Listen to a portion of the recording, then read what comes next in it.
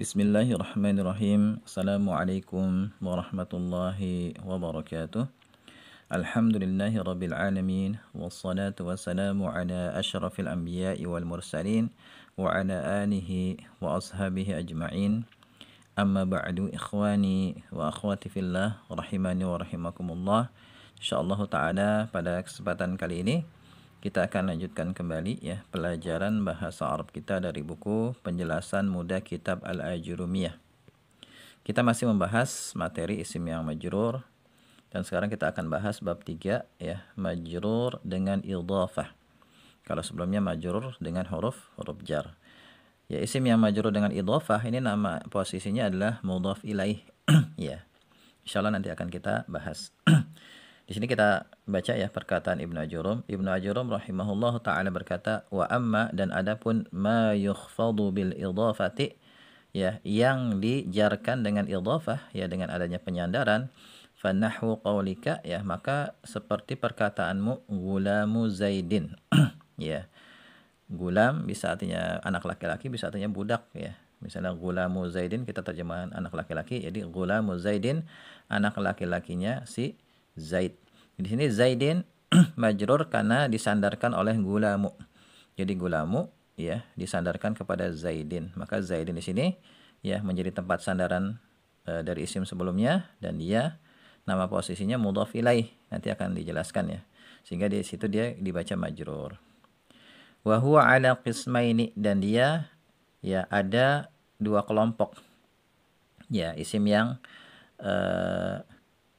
majrur dengan idhafah ini ada dua macam ya. Walaupun sebenarnya lebih dari dua ya, nanti akan saya jelaskan. Yang pertama, ma yuqaddaru bil lami, yaitu yang diperkirakan adanya huruf lam.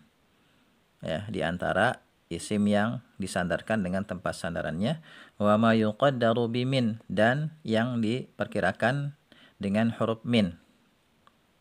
Ya, jadi antara isim yang disandarkan dengan isim setelahnya itu ada perkiraan, ada yang huruf lam, ya huruf jar, ya huruf lam atau li gitu ya, atau huruf min yang artinya dari.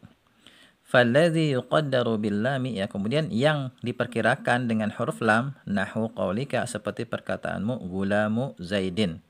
Ya anak laki-lakinya si Zaid. Ya ini perkiraannya gulamun li Zaidin gitu perkiraannya. Gulamun ya anak laki-laki li Zaidin milik si Zaid. Jadi ada perkiraan huruf lam di situ. Ya, tapi nggak disebutkan. Ya. Walladzi yuqaddaru bimin dan yang diperkirakan dengan huruf min nahwu qaulika seperti perkataanmu saubu khazin. Saubu khazin pakaian dari sutra. Di situ ada perkiraan huruf min. Saubun min khazin. Perkiraannya begitu, pakaian dari sutra. Wa babu sajin. Ya, babu itu pintu, sajin kayu jati ya. Jadi perkiraannya babun min sajin, pintu dari kayu jati. Wa khatamu hadidin dan cincin besi ya. Perkiraannya khatamun min hadidin. Ya, wallahu a'lam. Selesai ya, berarti sampai sini ya selesai kitab Al-Ajurumiyah. Sekarang kita akan bahas penjelasannya.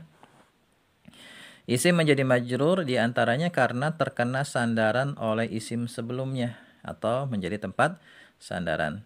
Isim yang terkena sandaran itu berposisi sebagai mudhaf ilaih.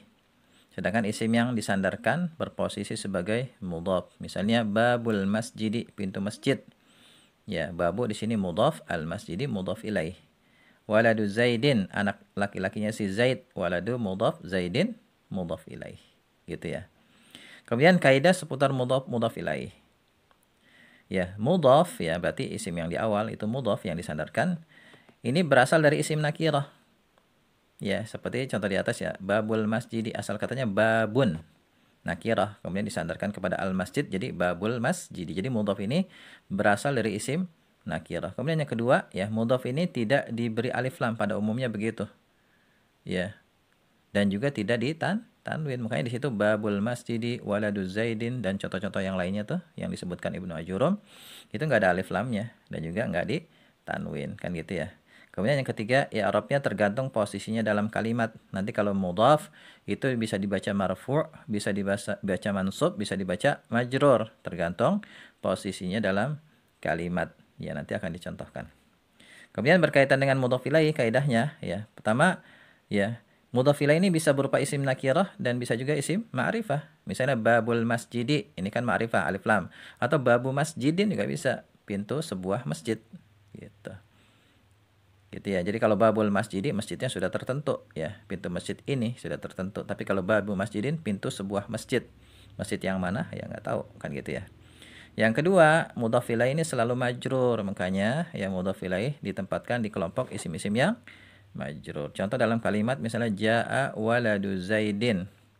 Telah datang anak laki-lakinya si Zaid. Jaa fiil, waladu fa'il sekaligus mudhaf gitu. Jadi ngejelasinnya nanti posisi intinya dulu. Ya, kalau mudhaf itu kan bukan posisi inti. Kalau posisi inti itu seperti mubtada, khabar, fa'il dan seterusnya yang sudah kita pelajari ya.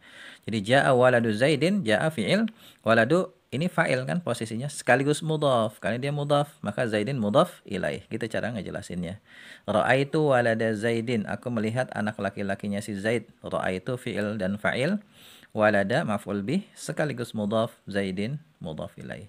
Salam tu ala waladi Zaidin. Aku telah memberi salam kepada anak laki-lakinya si Zaid. Ya, salam tu fi'il fa'il. Ya, ala huruf jar, waladi majrur biharfil jar sekaligus mudhaf, Zaidin mudhaf ilaih. Ya. Jadi bisa kita lihat tuh, mudhaf itu ya i'rabnya bisa bermacam-macam sesuai posisinya dalam kalimat. Dan pada contoh ini mudhaf ilaihnya itu ma'rifah, ya nama orang, Zaid. Sekarang kita lihat yang mudhaf ilaihnya nakirah. Misalnya hadza saubu rajulin. Ini pakaian laki-laki. Ya, hadza ini isim isyarah mubtada, saubu khabar sekaligus mudhaf, rajulin mudhaf ilaih. Ishtaraitu sauba rajulin. Aku membeli pakaian laki-laki. Ishtaraitu fi'il fa'il, sauba maf'ul bih sekaligus mudhaf, rajulin mudhaf ilaih. Nazartu ila saubi rajulin. Aku melihat kepada pakaian laki-laki. Ya, nazartu fi'il fa'il, ila huruf jar, saubi majrur biharfil jar sekaligus mudhaf, rajulin mudhaf ilaih. Ya.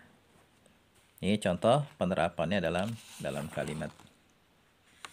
Ya, mungkin ini dulu ya yang bisa kita bahas. Dan di sini ya kalau misalnya nanti mudhaf ilaih itu berupa isim nakirah, ya nanti ada kaidah ya. Kalau misalnya isim nakirah nih disandarkan kepada isim ma'rifah, maka statusnya berubah jadi ma'rifah. Seperti babun nakirah disandarkan kepada al-masjid. Al-masjid kan ma'rifah karena adanya alif lam, maka statusnya jadi ma'rifah, babul masjidi, pintu masjid itu.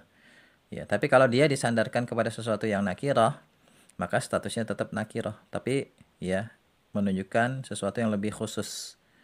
Misalnya babun, pintu. Ya, pintu kan banyak, bisa pintu rumah, pintu mobil, pintu kamar, pintu kereta, kan gitu ya. Nah, kita sandarkan kepada masjidin, babu masjidin, pintu masjid. Ya, statusnya masih tetap nakirah. Ya, masjid mana? Nggak tahu, masih nakirah.